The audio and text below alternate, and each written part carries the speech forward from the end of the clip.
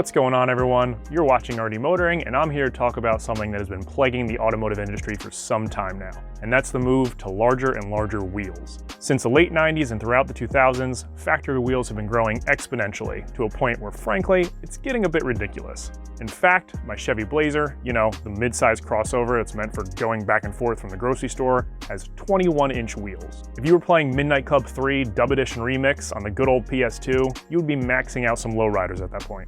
Now, I understand there are some benefits to a larger wheel and a lower profile tire, mainly overall handling, but let's be honest. I'm not trying to find the nearest mountain road to carve corners in my 2-ton SUV.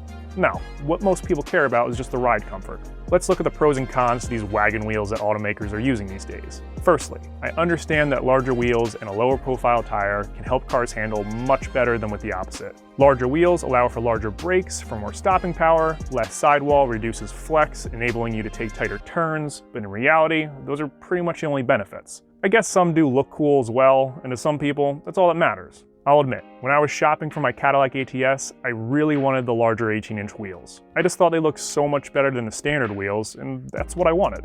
And that brings me to the cons, which is everything else about driving on them. You get punched in the back every time you hit a bump, causing you to constantly scan for potholes and swerve all over the road. They're much more susceptible to bending or cracking since you only have a few inches of tire protecting them, and when they do get damaged, they just cost so much more to be replaced. Let's talk about my ATS again. With the larger wheels, I could feel every crack in the road, and minor potholes reverberated through my spine. So after a while, I started to think, maybe these aren't that great. And on the flip side, you have my Chevy Impala, with a 16-inch wheel and about 5.5 inches of sidewall. That one's hit a pothole that must have been at least half a foot deep and shrugged it off like it was nothing.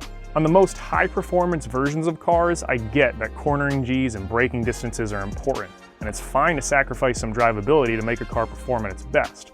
But for the average vehicle and the majority of drivers, like those owning a Chevy Blazer, it's not needed. Slap on some 16s and call it a day. That is, unless you just really prefer how the larger wheel looks, then you do you. Take care, everyone.